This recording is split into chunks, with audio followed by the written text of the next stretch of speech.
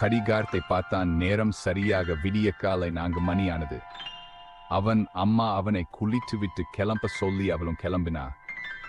இவனோ அவன் அம்மா சொன்னது போல் குளித்து முடிச்சு விட்டு புறப்பட தயாராக இருந்தான். அவன் அம்மா வாடா போலாம் என்னார்கள். அவனும் எங்கே போகிறோம் என்று எதுவும் கேட்காமல் அமைதியா அவன் அம்மாவுடன் சென்றான். பேருந்து நிலையம் சென்றார்கள் இருவரும். அது அதிகாலை 80 சற்று சூட்டம் குறைவாக தான் இருந்தது.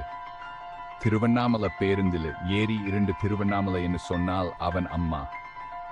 அப்போது தான் அவனுக்கு திருவண்ணாமலை போறோம் என்று தெரிந்தது. அவனுக்கு கோவில் குளம் மேல் பெரிதும் நம்பிக்கை இல்லை.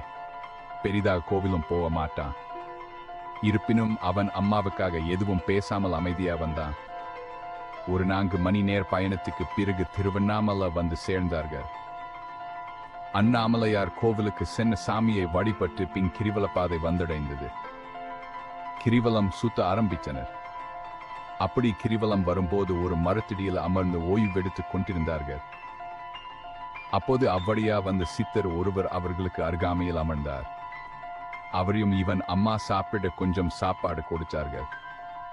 அவரும் மறுப்பு சொல்லாமல் அந்த சாப்பாட்டை வாங்கிக்கின்றார். அதன் பின் அந்த சித்தர் அவன் முகத்தை பார்த்து, உன்னை பார்த்தால் ஏதோ குழப்பத்திலும் பயத்திலும் இருப்பது போல் தெரிகிறதே, ஏதாவது பிரச்சனையா என்று அவர் கேட்டார்.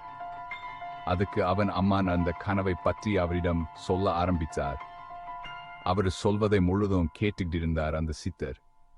அதன் பின் அவர் பேச ஆரம்பித்தார். இங்க பாருங்க, அந்த கனவை முழுவதும் கண்டீங்களா என்று அந்த சித்தர் கேட்க, அதுக்கு அவன் இல்ல ஷயா, அவ்வளவு கொடூரமான கனவை ஒரு கட்டுக்கு மேல் என்ன முடியவில்லை என்று சொல்ல. அதுக்கு அந்த சித்தர், எந்த ஒரு செயலும் முழுவதுமாக செய்தா மட்டுமே ஒரு தீவு கிடைக்கும். இந்த பிரபஞ்சத்தில் ஒவ்வொரு நிகழ்வும் ஒரு பாடத்தை கற்றுக் கொடுக்கும் என்று கூறி, அந்த கனவு எவ்வளவு கொடூரமா இருந்தாலும் இறுதி வரை பயப்பட தூங்கு. அந்த கனவு என்ன சொல்ல முயற்சிக்குது என்று உனக்கே தெரியும் என்று கூறிவிட்டு அந்த சித்தர் புறப்பட்டு விட்டார்.